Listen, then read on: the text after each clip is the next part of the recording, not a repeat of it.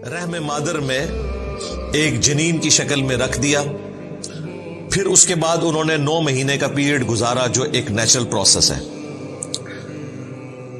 فانتبذت به مکانا قصیا، تو وہ اس بچے کو لے کر ایک دور کی جگہ پر چلی گئی. ظاہر ہے کہ وہاں پر جو پریگنینسی کے دوران تکلیف اٹھانی پڑتی ہیں ایک عورت کو، تو وہ ایک سمبل ہوتا ہے جس سے لوگ جج کر لیتے ہیں. اور وہ تو وہاں پر عبادت کر رہی تھی، لوگوں نے طرح طرح کی باتیں کرنی تھی. تو آپ کو اللہ تعالیٰ کی طرف سے یہ چیز القاء کی گئی کہ اب آپ اس جگہ کو چھوڑ کر کسی دور بیابان جنگل میں چلے جائیں.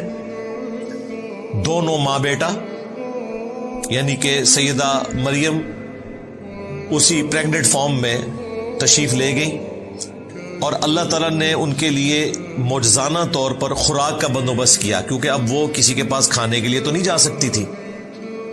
9 مہینے تک انہوں نے کھجور اور پانی کے اوپر گزارا کیا. کھجور ایک پرفیکٹ غذا ہے، ظاہر ہے. ایک کھجور کے اندر 2 روٹیوں کے برابر کیلوریز موجود ہوتی ہیں، اور تازہ کھجوریں اللہ تعالیٰ کی طرف سے اور تازہ پانی کا چشمہ اللہ تعالیٰ کی طرف سے 9 مہینے کے لیے بہا دیا گیا. جس بھی وہ جنگل کے پورشن میں تھی اس کا ذکر آیا.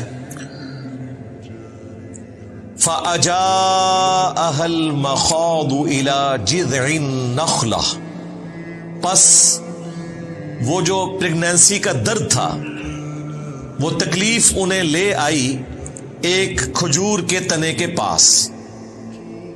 این ممکن ہے کہ وہ سادہ تنا تھا، اللہ تعالیٰ نے معجزانہ طور پر اس کے اوپر کھجوریں ان کے لیے اگا دی، یا وہ پہلے سے درخت موجود تھا. بہرحال ایک غیر معمولی چیز ہے. تو وہ اس درخت کے ساتھ ٹیک لگا کے بیٹھ گئی. اب انہوں نے اپنی تکلیف کا اظہار کیسے کیا؟ قالت، انہوں نے عرض کیا اللہ کے حضور، یا لیتنی مت قبل ھذا، اے کاش میں یہ دن دیکھنے سے پہلے مر گئی ہوتی. وَكُنْتُ نَسْيًا مَنْسِيًّا، اور میں بالکل ایسی ہو جاتی کہ لوگ جسے فراموش کر دیں، لوگ مجھے جانتے بھی نہ کہ مریم نام کی کوئی عورت بھی دنیا میں موجود تھی، مجھے یہ دن نہ دیکھنے پڑتے. اب یہ بڑی حیران کن بات ہے کہ آپ کو حضرت جبرائیل علیہ السلام بشارت دے رہے ہیں، تو آپ کی تو خوشی کی انتہا نہیں ہونی چاہیے تھی. لیکن بہرحال انسان ہے، انسان کے ساتھ وہ سارے کے سارے لوازمات لگے ہوئے ہیں. انسان لوگوں کی باتوں سے تکلیف کا شکار بھی ہوتا ہے. تو سیدہ مریم کو بھی اس تکلیف کا احساس ہوا کہ میں اب لوگوں کا سامنا کیسے کروں گی کہ بغیر شادی کے مجھے اولاد ہو گئی، تو لوگ طرح طرح کی باتیں کریں گے. اس تکلیف کے احساس نے انہیں آہوزاری کرنے پر مجبور کیا اللہ کے حضور کہ کاش آج سے پہلے میں مر چکی ہوتی، یہ دن نہ مجھے دیکھنے پڑتے، اور میں بھولی بسری ہو جاتی. نسیم منسیہ. اب اس مبارک آیت میں بھی منکرین احادیث کا رد ہے، جو احادیث میں آئے ہوئے واقعات کا مذاق اڑاتے ہیں کہ یہ کیسے ہو گیا.